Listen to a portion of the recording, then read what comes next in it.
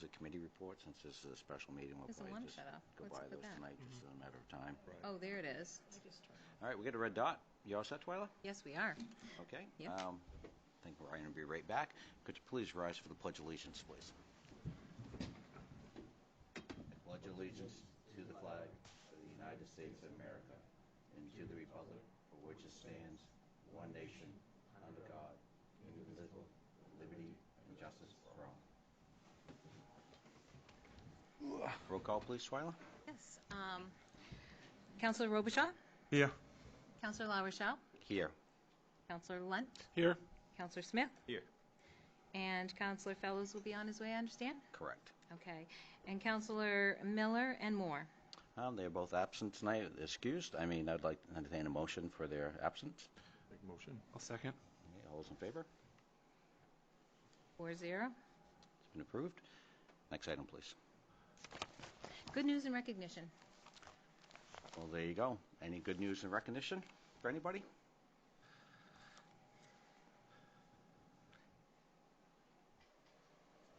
It's International Women's Day.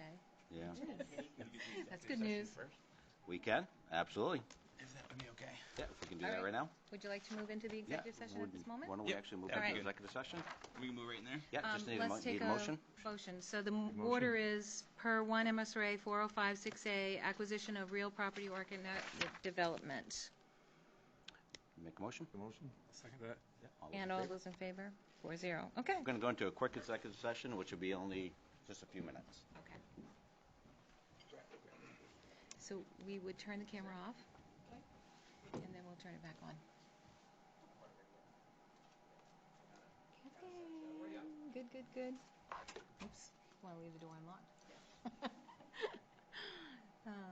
How's teaching? It's teaching. You still wearing masks? Yeah. You are. Yeah, we are. Did that yet? Well, just before you said that. There wasn't anybody. You want to do good Yeah, news let's, and Yeah, do, we it. Let's can- do it right yeah. now. Yeah, we'll ask for it right now. All right. Thank you. All right, we're going to get back in. So I entertain a motion to come out of executive session into regular session. I'll make that motion. A second. All those in favor? 5-0. All right, Order next passed. item that we were actually on before, Twyla. Good news and recognition. All right, anybody have any good news and recognition? I believe that we do. We do? Good. Come on in, sir. You believe me? Come on in. You can come right up to the podium. Mr. Chair, honorable members of the Lisbon Town Council, thank you for having us here tonight. We're here for news and recognition for our town clerk, Twyla Lysett. She is a definite asset to this town. We're going to be losing quite a lady in this town. Thank you. The many years of dedication, her work ethic. She's a county girl, from what I understand, and she's going to be sorely missed. But she got an award a few months ago, and we tried doing this a few months ago, but she decided to take a few months off. So we're very honored to have you in this town, and the things you've done for this town. And your family who stood behind you to help you with your job by support. And if you don't have support in your family and what you're doing, it's a pretty tough job. But I know from talking to your husband for the last 2 months, you have support. Oh, definitely. And we thank you, the town of Lisbon and the council, from the bottom Thank of you. our hearts for what you've done for this town over the years. And Senator Timberlake here has something he'd like to read for you. You do? Yes, I do. And all I can say is I haven't got to know you as well as everybody else has, but I hear nothing but the greatest thing from Rick and his son Garrett and his wife before. And it's just such a pleasure to be able to present this to you tonight. So without further ado, let it be known that we, the members of the Senate and the House of Representatives, join in recognizing Twyla Lysett of Sabattis, the 26th Town Clerk of Lisbon, who received the Lifetime Achievement Award from the Maine Town and City Clerks Association. Mrs. Lysette, whose duties include administering elections and maintaining vital records and facilitates, has served the town for more than 35 years. Her contributions include a historical completion of Lisbon and serving as the chair of the board of the Maine State Archives. We extend our congratulations and best wishes, and it be ordered that this official expression of sentiment be sent forthwith on behalf of the 130th Legislature and the people of the state of Maine. We present you this sentiment in your honor. Viola. Thank you.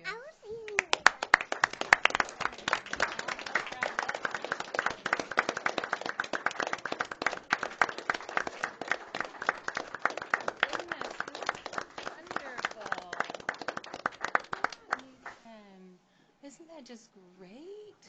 There's always a speech, Oh. Speech, yeah. There are no words just to express my appreciation for all the recognition. This is really something else. You're gonna Very be sorely nice. missed.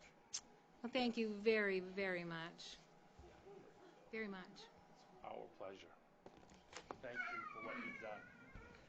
It was a fun job. I've loved every minute of I it. know you can be pretty busy after, because look at the crew, right? Retirement party here. You've got a harder job coming up. Absolutely, yep. We're going to miss you, but they're going to love having you around all the I time. bet. I think so. Very cool. Well, thank you. Thank you. Thank you very much for coming. I appreciate it. Yes. Hey, Rick. Yes. All right, yeah, good idea. Thank you, sir. Thank you, sir. Thank you, Rick. Thank you. Good man. Sir, appreciate it. Thank you. Good man. Good meeting you. Always good to see you. Take care.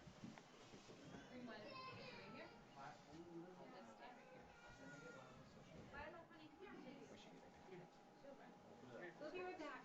Run over there for a second, okay, honey bun? Okay.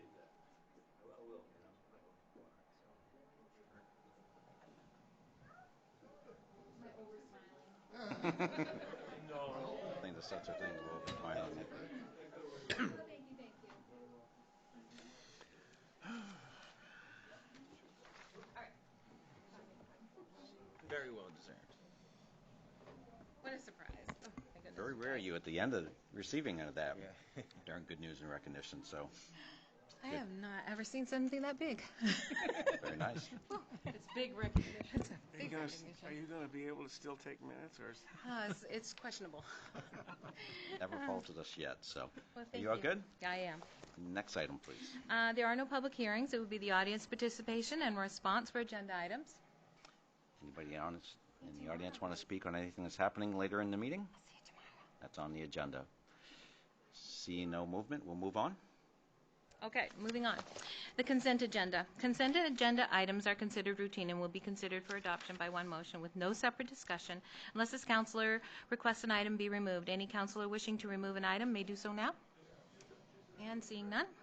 Order 2022, number 60, to approve the municipal accounts payable warrants for $416,776.04. The municipal payroll warrants for $173,099.45. The school accounts payable warrants, there is none. The school payroll warrants, $362,467.83, along with the minutes for March 1, 2022. Entertain a motion? I'll make that motion. All those in favor? And that's 5-0. Next item, please.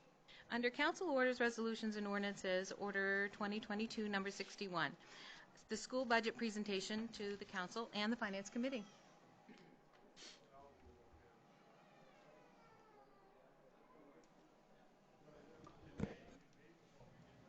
How are we doing tonight, sir? Good, and you? Not too bad. We appreciate the sharing of the technology and the We strong. It's pretty fancy. yeah, it's pretty fancy stuff. It's nice. Yeah, I actually can. There's a way to connect with it wirelessly, but I'm gonna go old school. Never fails, right?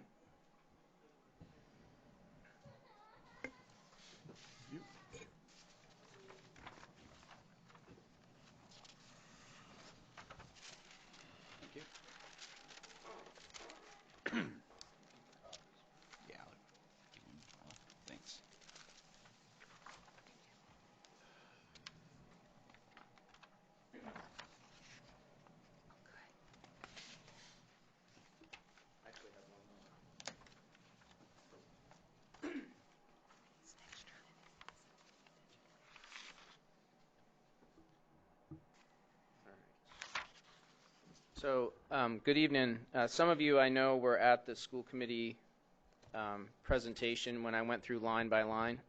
And instead of doing that, usually at this presentation I'll go through, just provide an overview, an updated subsidy comparison report, and then do a brief presentation, or I have a little bit of a slideshow that I show for new members of the council, but also members of the community, so that they understand all the different parts of the actual subsidy comparison report, because that is the form that we use moving forward. The let's see if I can.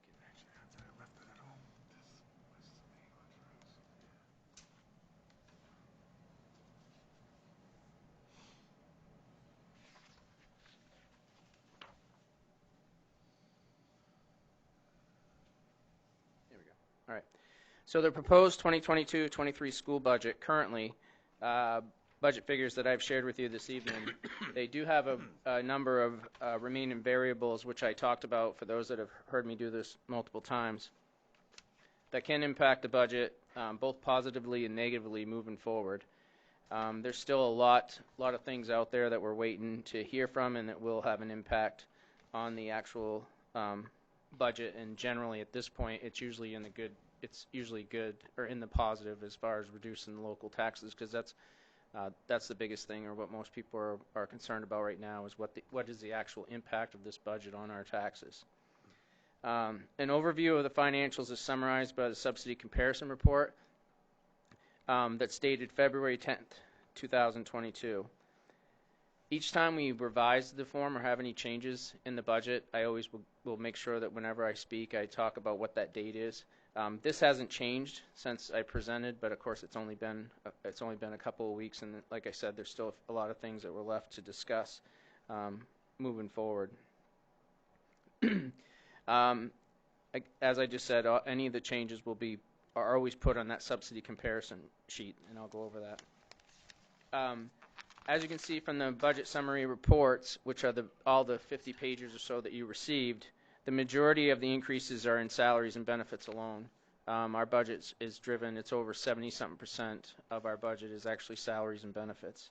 We currently have insurance budgeted for 9%, and we are also in the process, and we're preparing to bargain in good faith with the support staff and the teachers union, as both of those collective bargaining agreements expire this year.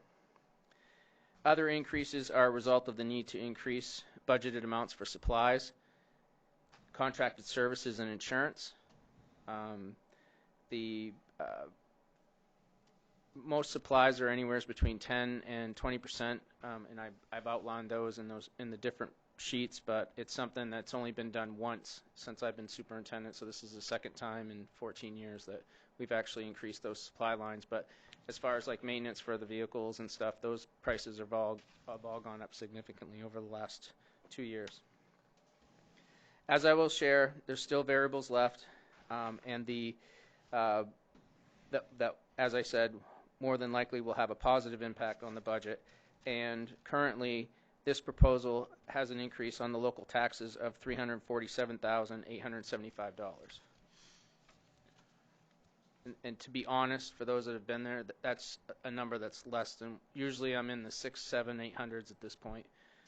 Right now we're in the 347, and it's a direct result of the increased subsidy and the fact that our student enrollment numbers are almost back to where they were pre-COVID, which is, if you look around surrounding communities, that's pretty significant. So we're very fortunate that way. Our primary goal is not only to maintain but to improve our current student programs and services, as recent data is now identifying the negative impact that COVID-19 has had not only on our students' academic growth, but also on the social and emotional needs of both our students and staff. It's not just our test scores, but also the social and emotional, all the stresses that have been created as a result of the last 2 years. Fortunately, for those that were part of the budget the last couple of years, there's a number of things that the Lisbon School Committee has put in place that are proactive in trying to address these concerns. Prior to the pandemic, that there are resources available to deal with both the trauma. We had trauma coaches and guidance counselors, and we also have curriculum directors. So those two areas we have pieces that are built into this budget, that have been in the budget, to help address those moving forward. We will also be able to utilize federal money, which is listed under the subsidy comparison report under ARF funds, to help provide resources and supports to both students and staff as we transition into this next phase. We are well aware of the economic situation facing members of our communities, and the additional state subsidy has allowed us to lower the local contribution while still providing the same level of services and supports. As always, we will continue to look at our current programs and services to make sure that we are operating in the most efficient manner, and we will consider additional restructuring through attrition and needs that are addressed through our professional conversations. So just the comparison report, the subsidy comparison report itself, and for those in the audience, there's actual copies over here. I don't think I mentioned that at the beginning, but there are copies of both reports if you're interested. The total increase to our budget, the total increase overall is $790,479, but because of the subsidy and the use of revenues, the actual increase to the local taxes is $347,875, and I'll go over that in more detail once I do my presentation. The variables that I mentioned at the very beginning, there's quite a few of them. First one is anticipated actual resignations, and whether through restructuring or hiring different people, that number can fluctuate. Use of the capital reserve is something that you just approved, like for instance the work for the boiler. We've tried to do all of our infrastructure repairs using existing money versus going to referendum or bond. Capital reserve is built in here, and generally the amount reflects the amount of money that we need for our contract professional services with our HVAC provider. And as you know, we put in several millions of dollars worth of HVAC repairs and replacements in our schools over the last 2 years using the federal COVID funding. And as a result, that maintenance contract has grown, so that's one of the increases in our budget is the cost of that. The Gartley Street School does generate, in the past, has been able to generate a pretty significant amount of revenue for out-of-district placed kids and other systems. However, because of COVID, a very high number of students who are in the alternative setting have decided or chosen to do remote learning and or virtual academies. So the revenues there, we're going to have to watch that one closely. Health insurance, as I already said, was budgeted at 9%. Generally, any 1% decrease in that line usually is around 20-something thousand, $18,000 to $20-something thousand, depending on the year. We have negotiations that are ongoing. Another variable that's changed in the last couple of years is nutrition, where the federal government and the state has now agreed to pay for student lunches. So there is money that we do have built in our budget that may be, I don't know if I'd risk eliminating it until I know for sure, but I do know that they are talking about free lunches for one more year. So again, if you take something out and then it doesn't come back, it's like building your budgets on revenues. Take it out and it's not there the next year, then you have to make it up somewhere. So we're watching that one closely. The regular instruction reserve account is something that occurred last year, and that was when the state budget was adjusted and approved after the communities had already voted to approve the school budget. And so the governor at the time, during the executive order, allowed schools to create an account with any additional subsidy that they received. And so we do have an account that we put those funds in to our regular instruction reserve account. And I think Haley, what was it, 200 or 300,000? Yeah, close to 300,000 is in that account. The service center, Western Maine, is something we joined in the last year or so, and we do receive funding for that. Special education is a variable because you never know if students move in, move out. The costs for those students, especially if they're currently out of district placed, can be significant. Unanticipated revenue, anything that comes in, whether that's for whatever reason, we sell things or whatever. Usually not a lot in there, but we do receive some. And then the unassigned fund balance is, as the auditors said, or as they will report, that is the amount that's left over after each budget. And we didn't use any unassigned money last year. Remember, we used all of the CRF, or the federal money a big chunk of that, which I'll go over once we do the subsidy comparison report. The increases, decreases in any transfers under salaries and benefits. Salaries alone are around $589,000, a little over $589,000. Insurance at 9% is $174. Trauma support services. We had 3 positions that were outside with all federal money. We actually put 50% of 2 of them into into this budget, so that next year it's not going to be a big, as big of a hit when we do our budget, because those positions at this point, I can assure you, are very critical. The amount of home visits, again, and I mentioned students and staff, but we also have families, the social emotional issues and stuff that people are dealing with, substance abuse. There's a lot of things going on out there that we're just now starting to get a handle on or learn. Supplies, the increases across the board are around 10 to 20%. Maintenance contract, I already mentioned, that was an increase. Main school management insurance, just for our infrastructure, but also insurance in general went up. And purchase services, the biggest increase would be in the our maintenance of our buses and vehicles. And I know people may ask about fuel, or that's something that the town has historically gone out to bid for. We have not changed. We are fortunate. We've kept the amount of money in our energy lines pretty much flat for years, so we didn't adjust them because the savings or whatever through our guaranteed performance contracts were covered.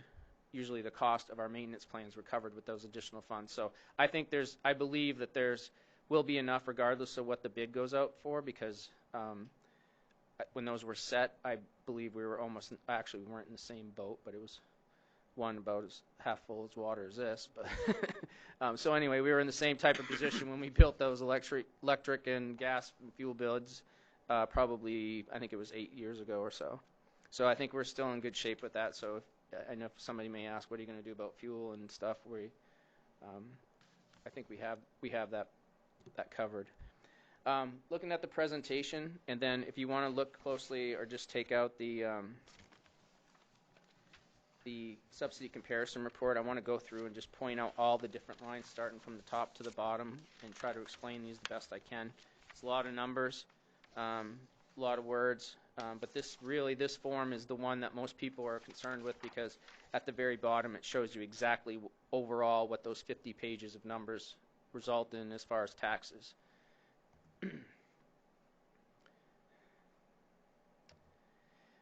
The budget goals and focus, the goals for the school committee that they established, which are new for this year, one is improve when possible all existing programs with a focus on students' academic and social emotional growth. Remain focused on our mission and vision. Maintain the existing 5-year capital plan.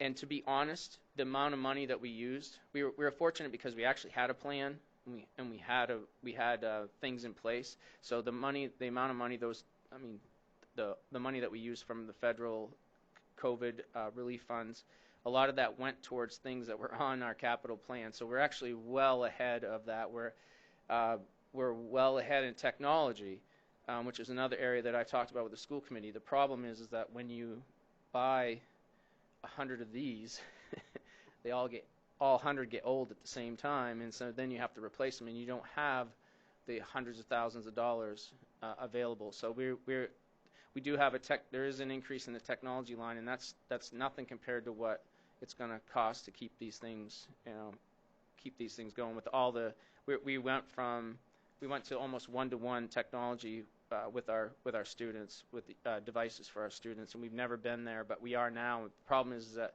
probably 50-60% of those devices were all purchased in this year, and normally I'll do 6 or 8 carts of 20 or 30 laptops just so that every year you get 3. It's kind of like our buses. We do 3 every 3 years, and it's a lot easier to do that than it is to try to purchase 6 or 7. So you know how that works. Technology improvements, again, talked about that. Maintain professional development and time for staff, and maintain program facility improvements linked to not only NEAS, because that was the drive, and when I first became superintendent, that was the biggest concern, but also for general facility improvements at LCS, PWS, and Gartley Street. You just approved a use of capital reserve to replace one of the boilers and fix we have to fix all the piping, the chimney. There's so many things that are going that building, even though it's the newest building, we have most of the problems with that. Last year you approved the use of the funds to do the roof at the middle school. However, the next one is the roof at the high school. Knock on wood, the central office roof has been one of the best. That's the second oldest probably area or building in the district. The preliminary budget is based on the ED 279. That's the form we received from the state that has all of our subsidy numbers in there. Haley takes those numbers, transfers them into the subsidy comparison report. We have over 325 people on our payroll, and as I mentioned before, just salaries alone this year are anticipated to be around $589,726, and that has gone up because I know a couple of years ago we realized we always said 250 for whatever reason, but it wasn't accurate. It was just a number that was used for years, and then when Haley became the business manager, when she actually did the numbers and ran the reports, the numbers was a lot more. So we had to break that to the community a few years ago that our actual numbers are much more than 250 a year, and it was around 450 then. Now it's up into the 550s. So you have to remember that you have that amount plus whatever the percentage of the increases are. So it's going to go up every single year. Percentage-wise, currently the total budget increase is 4.4% or 790, and the local is estimated around 4.7, 347,875. Now I do know that there was at least one article in the newspaper. I'm not sure where they came up with their percentages, but I know that they mentioned something about 14% increases with staff. That's not accurate. I think maybe total if they took all of the percentages, and I'm not sure where because I didn't do the math for them. I just gave them those sheets, and that's what they came up with. So I just wanted to let you know that those numbers weren't accurate. So when you look at the subsidy comparison report, the total budget, there's a lot of different components of this that are important, and these are the ones when you look at this that people are interested in. So at the very top, you have the total budget. So it compares the budget from last year to what we're proposing, and that's under the budget expenditures. The unassigned fund balance, now that's what we use. That's almost, it's not well, it's used as revenue, but it's basically the amount of money that's left over after each of the school year budgets. And so last year, because we were using so much of the ARF funds, if you look down on 2021-22, we used $452,000, but we didn't use any unassigned balance. Normally I use about $118,000 to build the budget, because you want to keep that number as low as you can so that if it's not there the following one year, in our audit, we only had, out of a $18 million budget or $18 million budget, we only had like $6,000 left. So you can't just rely on having $100,000 over every year. So this year we've doubled that to $236,422 and reduced the ARF funds by that amount. So that's the unassigned fund balance. Anticipated revenue. The capital reserve fund, every year we use that amount to help offset the cost of our contract with our local HVAC equipment provider. There's no interest credit. We used to receive an interest credit for one of our bonds, and then the ARF funds are listed here. So next year, what will happen is those ARF funds will be gone. So our budget automatically is going to be $164,000. That's what happens when you try to use those revenues. So $164,425 will be out, and then we'll have to look around. That's where we're looking at the regular instruction reserve accounts, trying to bring those in so that it's not as much of a hit to the budget, but also to the local taxpayers. The local only debt service, you'll see a decrease there, but that is in regard to the LCS. We have a couple of bonds that are out there. But we do have, to be honest, it's probably, was it there's not that many years left of that LCS bond, and that's a big one. A lot of this money obviously comes from the state, but as far as our debt and being in debt for our debt service, we're actually been doing a pretty good job because a lot of our projects that we've done over the last several years have all been through use of capital reserve, which is existing money, instead of going out to bonds and paying interest on stuff. Central programs and services. This is a formula that the state has used for years to, and it depends on who you talk to, but the essential programs and services is what the state determines to be the amount of money that should be used for schools or for operation, or those are the essential pieces. So what they do is, for instance, we're over in nurses. We have 3 nurses, and they say we were supposed to have 1.2. And then they go through and they tell you like how many guidance counselors you're supposed to have, how many teachers you're supposed to have. So they have a formula, and so if you're over that, then those funds have to be raised locally. So although we don't feel that we're over, by the formula, the amount is different. So and it goes up, it goes up each year. So that went up another 191,000 from 2.6 million to 2.8, which is about $191,000 increase. But that EPS is something that we're aware of. But when you look at our numbers, we're either at or around those numbers. But nurses were off. So athletics, co-curricular, the amount that the state determines is what you spend on sports. I don't think I'd be here if we spent that amount of money on athletics. So it's pretty low. So all that money, and then of course nutrition, which is what you have to budget. We budget for on the outside of this as well. State subsidy. This is the amount of money that we receive from the state each year. That amount has increased by $501,610 this year. And again, it goes back to the fact that our enrollment numbers have increased significantly.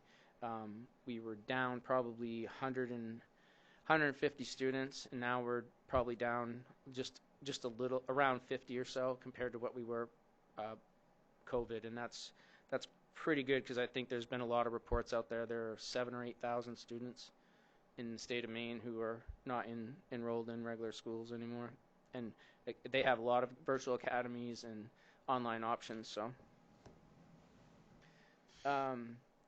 required local contribution. This is the one that's the most important to people, is how much money you have to, for all the money you get from the state, your local schools, our local towns are responsible for contributing a certain amount. And then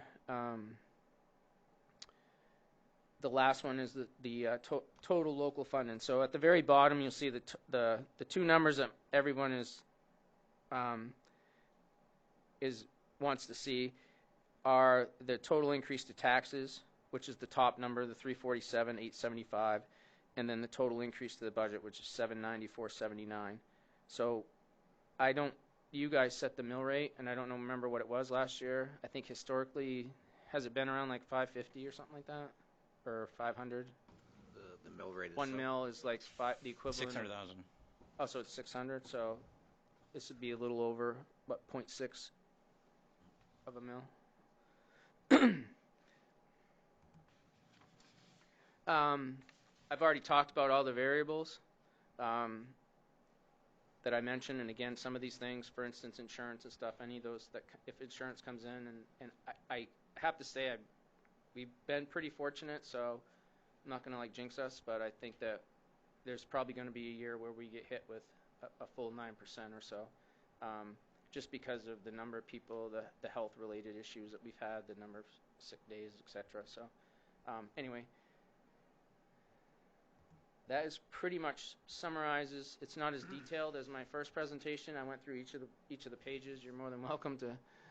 I know it's recorded, so you can go back and watch that at your pleasure. But this is the preliminary budget, and like I said before, to be honest, it's probably when looking at a comparison of what I've had to present at this time, last few years, it's about half of what increase the taxes. It's about half, a little under half of what it normally is. Usually, it's been as high as 8, 9, and even 1 point something one year. So, Any questions from council? Just have a statement. Sir? I noticed over the last 5 or 10 years, I think, there's been a concentration on EPS, and I notice favorably, I see that that the total increases to our taxes is about 4.69% as you projected, and as far as the EPS goes, it looks about the same. So nothing has gone extraordinarily one direction or the other. It's, Right. Yeah, I think if And you it look looks- at if you look at if people look at the actual budget summary reports, there's a lot of zeros in there. And Yeah. we've always done that. We don't usually, administration and stuff, school committee, they don't make wish lists and expect to have a bunch of things like cut and then still make out well. It's not how we do our budget. We generally look at what we have. We try to keep the resources and stuff that we have available. We had to advocate a few years ago, last year, for the trauma coaches and the the director of student services 2 years ago. So there's actually one trauma coach 2 years ago, guidance counselors, and some other services that we put in place prior to COVID, not knowing how much we were going to need them. And so with the federal money, we've been able to add 2 other trauma coaches, which are working at 2 of them are working at the community school. One is working at the middle, or was working at the middle and high school. Anything else from council? Thank you, Rick. I appreciate that. The good information. I did go to the meeting as a couple other councilors did, as far as for the budget presentation, line for line. And as you mentioned, I mean, one of the things we always look at every year is the uncontrollable costs, right? You know, no matter what we do, if we did the budget exactly how it was the year before, you know, that $550,000 is a big number. That's really an uncontrollable increase every year. Luckily this year there's actually some money to offset that a little bit. And what is the balance of your undesignated fund as of now? Do you have a rough idea? It was there was a transfer. We still haven't had our official meeting, Yep. but there was some transfer from the town side over to our side. Quite a So I large think the amount of total money, was I think, yeah. 1.2, and then take out the 180 for the boiler. Towards last year or this year's budget. So I can get that for you. I don't have because like I said we're No, that's no big deal. I was just curious. So, I mean, you have a pretty healthy undesignated fund right now. Yep. So Yeah, last year it was there was 600, roughly 600 left over. Been some years that's been pretty minimal. Now, is Well, there the $6,000 a year was Yeah. a little interesting. is there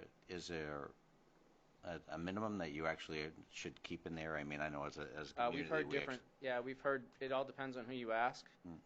We have never been to the point where the auditors said, you've overused that account because, like I said, we've been able to do all these infrastructure changes without going to bond. But if you use that fund to offset your budgets, then you have to use the same amount the following year, and then at some point it's gonna catch up with you, and then you're gonna need to come up with. That's why I like to keep it around 118,000.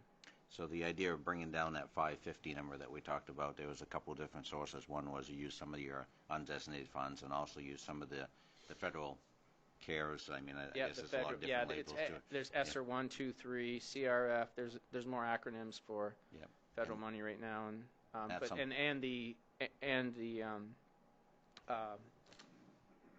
the regular instruction reserve account could be used as well. And over the next couple of years, you'll probably see some of that. I mean, that's not going to go on forever, right? So in the next couple of years, you'll be taking some of those monies and actually integrating them more into your regular budget. Yep. So We put 50% of the 2 new trauma guidance counselors are built into the regular instruction money now, and then 50% of them are being paid for out of federal monies. So we didn't want to get hit with 100% of 2 or 3 positions because that Big becomes the low-hanging fruit during these conversations, and then people are like, well, you just need to get rid of that because I know how much you paid for it. Oh, no, it's actually, the numbers actually are lower than typically we see. Like I say, we're always usually in that several hundred thousand, trying to figure out how we actually going to make the town and the school budget kind of swing at the end of the day. But we appreciate that. The one question, and you probably can't get the answer, so you actually had, out of the 100 I wouldn't call it improvements, a new 100 students that you actually seen came back. Were those existing students, or you think some of them were new from?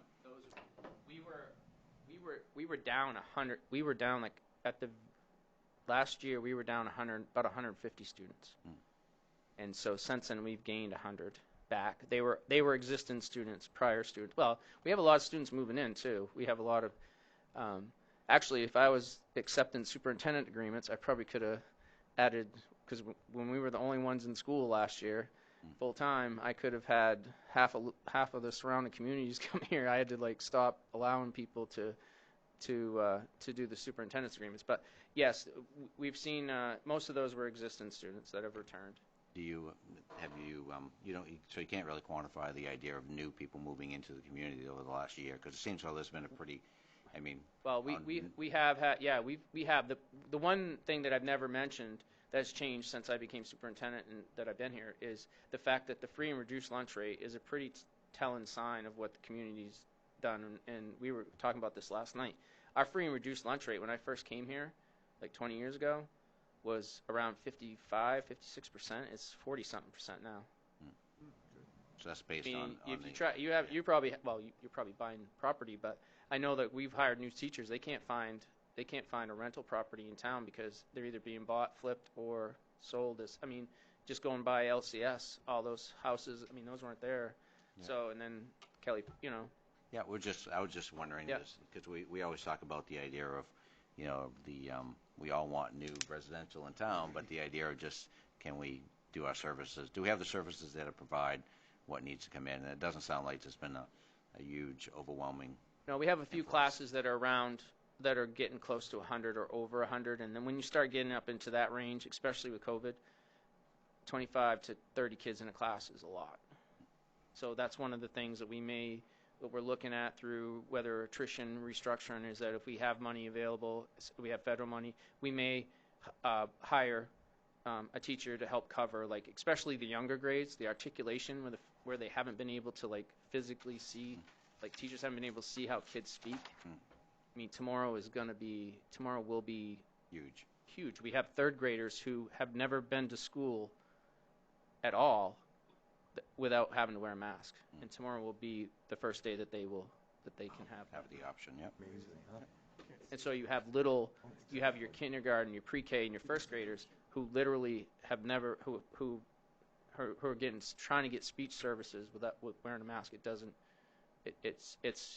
That is our biggest concern right now is those younger grades, the articulation, and our test scores even though our test scores are at or around the national average, it's still we're almost seeing like almost a 1 year's worth of loss compared to what it was.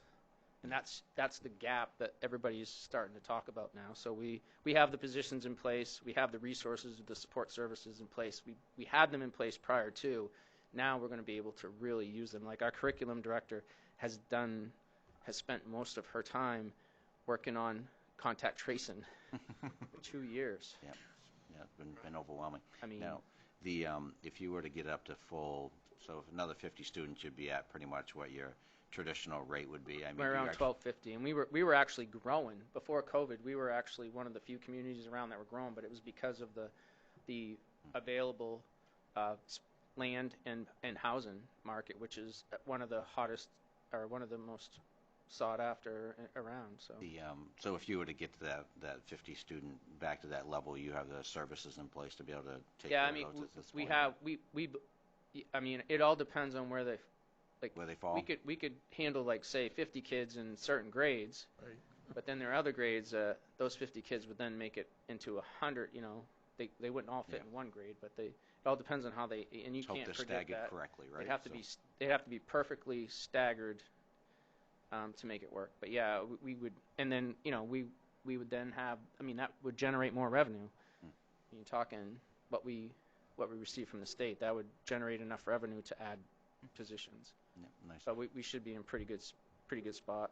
If we can get back to 1250, I'd be pretty impressed within another year or so. Nice. Any other questions? Thank you for the presentation, as always. All right. Thank you.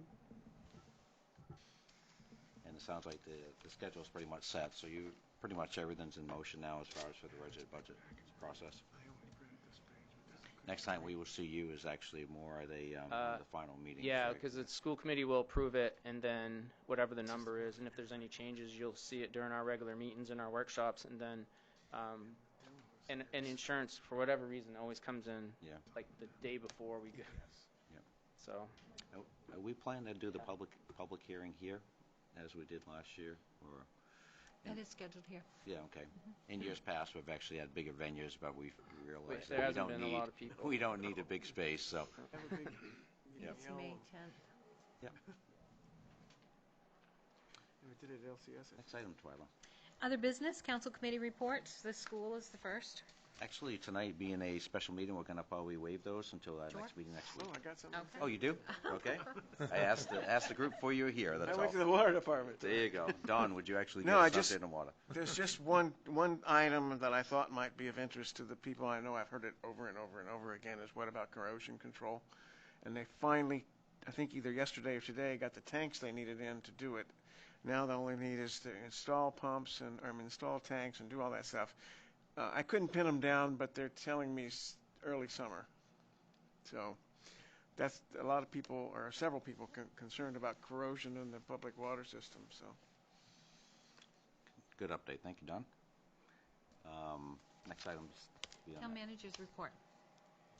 Town manager's report, there's just working on budgets. March 15th is going to be the budget presentation to the town council. When we'll also have CMA, who is doing the pay study on for the town employees. They'll be here to present as well. And did we actually have a date for Toby that was coming in? That's going to be next That's week as in well, May. during executive session. Okay, good. 3:15. Perfect. Next item, please.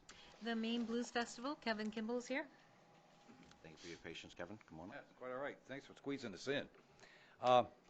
So, in a nutshell, the Maine Blues Festival would like to move from Naples to Lisbon Falls.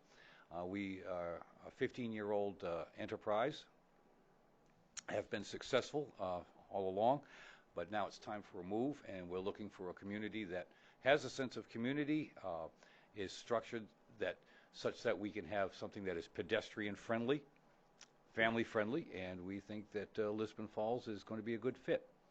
We would anticipate somewhere in the neighborhood of 20 to 30 performers playing on a single day. Saturday, June 18th is what we're looking for. We anticipate somewhere between 1,500 and 2,500 attendees. That's down from our previous numbers, but we have 2 years of COVID to contend with, and a move is going to change things as well. But we think that would be a nice fit. I brought my partner, Mike Bray. He's the co-founder and co-owner of the festival, so between the two of us, I think we can answer any questions that you have. We would like to put a large stage in the Warumbo Park. We'd like to be able to fence it off so that we can facilitate ticketing. We would also like to put a beer tent out there, 1 or 2 food carts out there, food trucks. And one of the things that I was curious about is, do we have, assuming that we are in agreement that we want to do this, do we have any kind of an idea what's going to be happening with the construction on Main Street? And the reason that I ask is, if Lower Main Street, the village, is still intact, I'd like to look at staging some music right in Moxie Plaza. But that would be for, yeah. Yeah. And we can have some discussion now before we go through. So thank you very much for coming in. I think it's a pretty exciting information. I was at a meeting last night, and there was multiple business owners that you've communicated with. Yes. Down on Lower Main Street, and they're pretty excited about the opportunity to actually have a draw, and especially in the year with the construction, the idea of just trying to, the unknowns are probably kind of working on people. So the idea of getting people in that actually can, build business and have new people come into the community, I think it's going to be great, because the idea of people driving through and seeing construction isn't always the most promising thing for people to stop in on. But I think we can actually, I think this would be a great addition. Do we have any idea what they're going to start and where? It's pretty much fun, and there will be a meeting here next Tuesday. Yeah. So the contractor will be here, and DOT will be here. I did have an opportunity to talk to the contractor the other day, and it sounds like they're pretty rambunctious to get going early spring, so it would be April, I think, by the sounds of things, and they will be starting right at the lower part of Main Street. So the idea of anything on Main Street through the summer will probably not happen by the sounds of things, as Okay. far as staging on Main Street. Last night, there was some talk with some of the business owners about, what's the best way of bringing people in, because, last night we had the meeting at the Olive Bit, which, she has a back entrance, and she actually plans on doing, outside seating out back. So, we may be able to bring a lot of people into the backside of the businesses. But also, the contractor says one of their main focuses is to make sure that all businesses are able to be entered from the front during the construction. So, Okay. One way or the other, we can actually make it happen. One of the things I think we're gonna, if this does go through tonight, that we can actually ask the contractors if there are certain dates that we can probably put aside that they actually have things kind of cleaned up, mopped up a little bit, and that may be a weekend that we. Is this a one-day event? One day, And is that what day is that? A Saturday? Or? Saturday, yes. Okay, so they're likely not to be.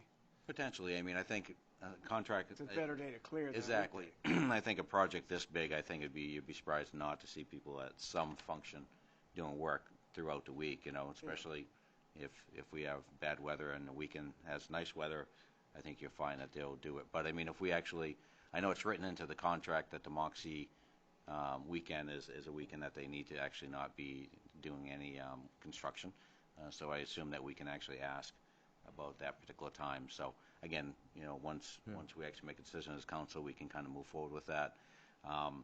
Talking with Mark Stevens from Recreation, he actually said that a lot of the improvements that we would need that we've already kind of approved to actually go through for the powwow would be the same improvements that would need to be the law, because the same thing, they need the green space to be able to set up on. The idea of somehow coordinating off so they can actually limit entry, exit, have it control, especially when it comes to the idea of ticketing.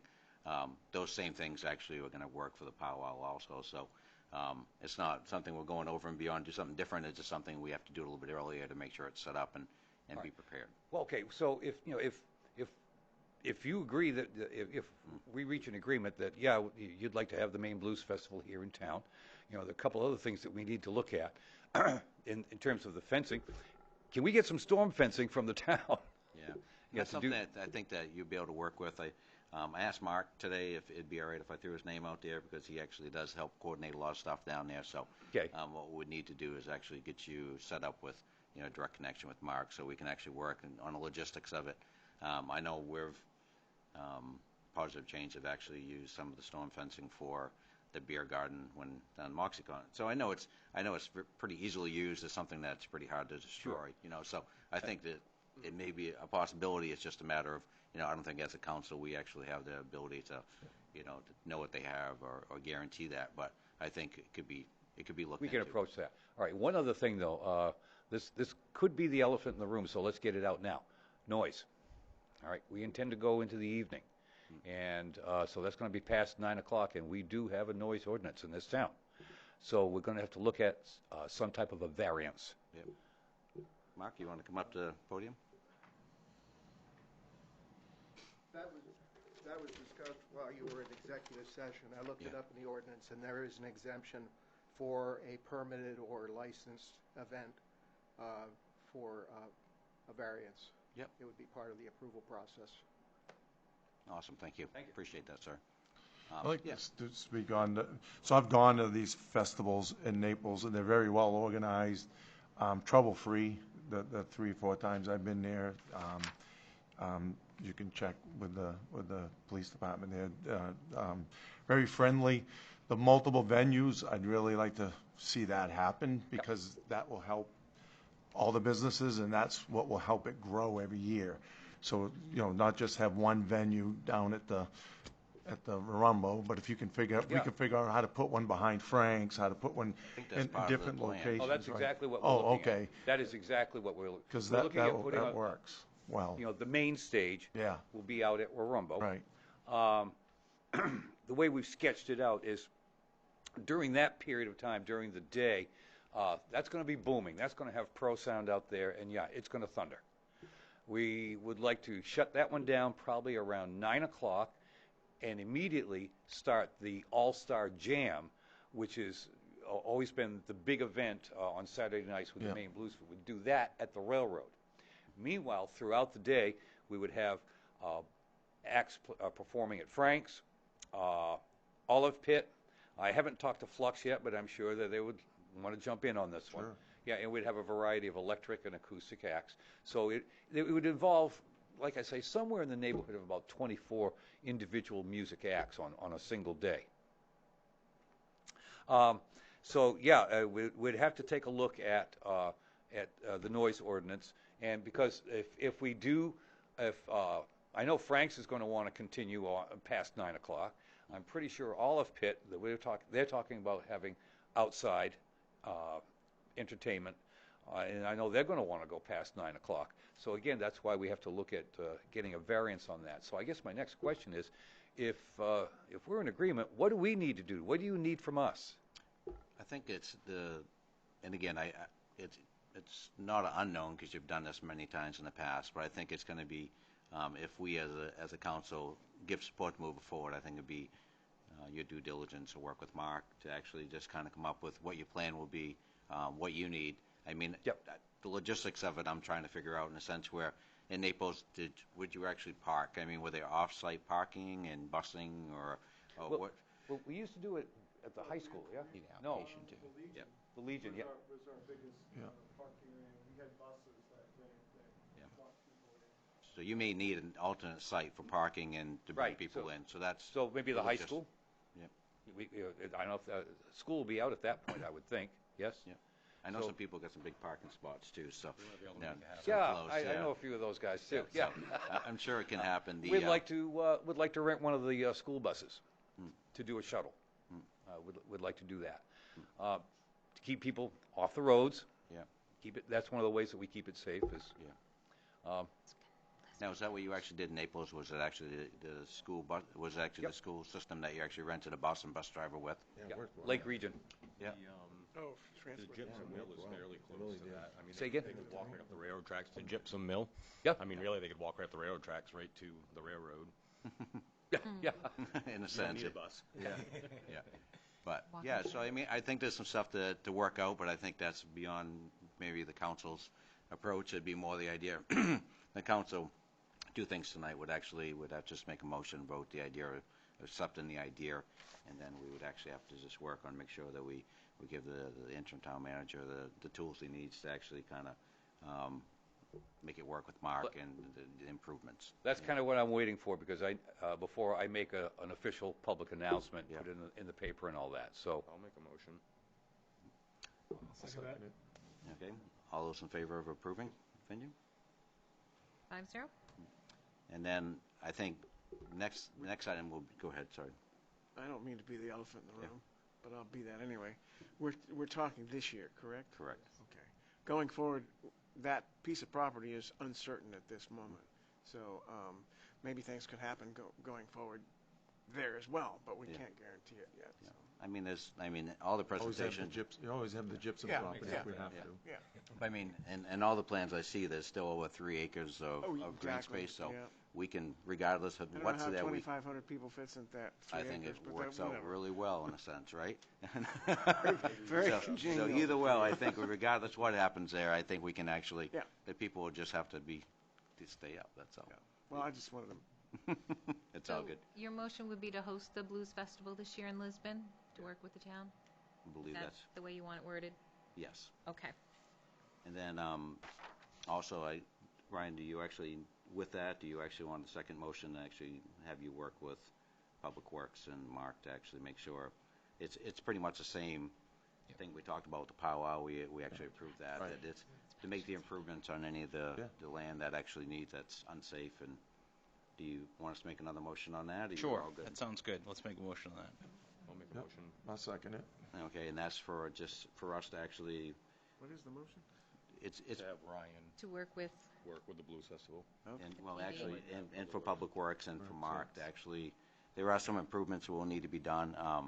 A lot of the material is going to be in the same green spaces anyways, that would be there regardless of any of the plans. And I think talking with the Public Works Director, he actually felt that we had a lot of the material on site in another location. I know the reclaim that we did, and possibly even the soil. And I guess once you I guess we'll leave it up to you that once you actually talk to Randy and Mark, and there actually is some funds needing to be expended, just to come back to us with some type of budget so we can, see if we can actually use some TIF money. Thing or Yep, whatever. yep. I've got like hundreds of feet of that storm fence too, so if you need Outstanding. anything, just let us know. So pretty much from us as a community, as a town, I mean, there would be a permitting process, as you know. Right. And I'm sure the, our local police department, fire department, sure that's all would be part of that mass gathering. I assume that your program is all self-insured as far as for the event. So Right. I think that's, a lot of that stuff that. Well, the individual venues will have their own insurance. Yep. Okay? But for the green space, we will insure that. Correct, yeah. And those are just the items that probably the town will need as you're doing the permitting, and from there, they can actually work through it. We've already, in years past, actually changed the language ordinance that we can actually allow beer vending or alcohol on town property for events like this. So that's already in place. It's just the idea of the proper permitting, and I guess a police Lisa will- officer, a few police officers, just to deter anything. But Yep. as the chief of police, and when you reached out to me, this is pretty awesome that the Maine Blues Festival is looking at Lisbon to move their event. I was pretty honored actually when you called me to speak to me about it. It's pretty neat. Lisbon's, we have the Moxie Festival, but it's going to be nice to also have the Maine Blues Festival as well. So Well, hoping that the move will work well. In years past, we get people from all over the state, obviously, but we also bring in a lot of folks from the Boston area, and we've had people from Texas come to this festival. We have national acts that are pounding on the door to get into the Maine Blues Festival, and we have to keep telling them, no, it's for Maine artists only. And it's probably the only blues festival of its type in the country. It's interesting because I can see the gated and ticketing going in, but I can also see tons of people out in their boats just kind of floating around, just listening to the music, right? Well, that's what happened in Naples because it was all on the water there. Absolutely. There were tons of Yeah, there boats. was. Yeah, interesting stuff. Yeah. Well, thank you very much, sir. We appreciate the opportunity. Thank and you. I think I think we have the right people in place. And do we need another vote? Yeah, you need to completely vote. You've made the motion. okay. Yeah, we better. So if All you're those in ready. favor? I just want to Thank miss you. it. 5-0? Okay. Wonderful. Thank you so very much. See, that we know that's part of the clerk's job. That's right. We're just Remind ya. testing Lisa tonight to make sure. here. And Lisa actually would be pretty involved in the permitting part of this too, so she'll definitely Yeah. We'll figure it all out. be. Give us a call, Kevin. All right. Next item, please. Appointments, none, but we have council communications. Does any councilors have any communications for tonight at all? Just a couple things, and again, Twyla, thank you very much. I'm sure tonight's meeting is mixed emotions, right? It is. Yeah, and this is really your last. Yeah, I'm not and sure if that's soaked in yet or One more. not, but Lisa will be doing the next one, but I'll be sitting right there. So Still that'll here, though. be- up on stage. Be your assistant? Yeah, she'll be taking it, and I'll be her assistant. We do thank you very much. So it's been, you've kept us on track. So, Very welcome. hopefully you get a hotline so she can actually get Always. the text and kind of yell across the table to us. So. dial started last week. I bet. Yeah. Yeah, that's awesome. Well, It's good. already working well. It's already working well. And I love Lisbon, so. just want to give another kudos to the Blues Festival. We actually had a positive change meeting downtown last night, and quite a few of the downtown businesses were present, and they were definitely pretty excited about this. Anything they can do to actually try to promote their business and bring new people in, and sometimes that's all it takes. It does. It's the idea of the olive pit she was saying. Just the opportunity of having a few hundred people that never been in town come to her space. It does attract a lot of outsiders because, like I said, I've been there, and I would ask, where you're from, and you'd be very surprised just how far people travel to go to that. Right? You'll be able to walk now. It became that popular, and so it's nice. Maybe even somebody will use the And- EV chargers. There you go, right? Yeah. you couldn't get a campsite. All the campgrounds were full. All the motels were full. The bed and breakfasts were full. I mean, they brought them in. So this could be a good opportunity You need Yeah, to get for Mark us, to actually get some campsites at Beaver Park ready, right? Yeah. And again, well, part of that too is on the positive change part of it, we actually definitely committed to actually helping promote it and actually try to make sure it works well, so. Anything else from Council Communications? We good? Next item, please. Is audience participation response for new items. Anybody in the audience looking to speak? Seeing no one jumping up, we'll actually move on to the next item, please. So you have your executive session, Order 2022-62, that you went into for acquisition of real property and economic development. Do you have a motion? Mark actually has a motion. Yep, I have a motion to make here that we'd like to approve a $20,000 loan to Little River Coffee at 5% interest for a 5-year term, and authorize the interim town manager to complete the appropriate legal and documentation process to execute the transaction. Second?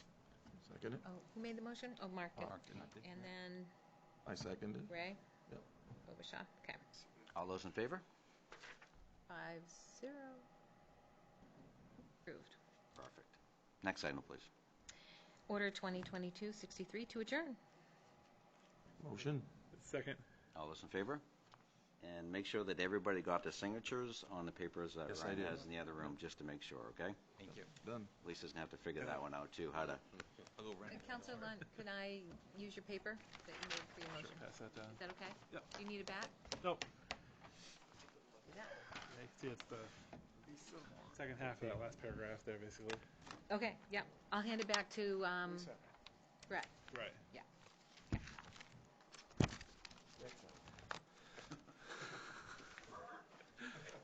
And now we need a hotel, yes. Yeah, good point. Did you go ahead and turn it right off? We do. Right. Or bed and breakfast or something. Right. More, campsites. Leave without sign, though. All right. So when you want me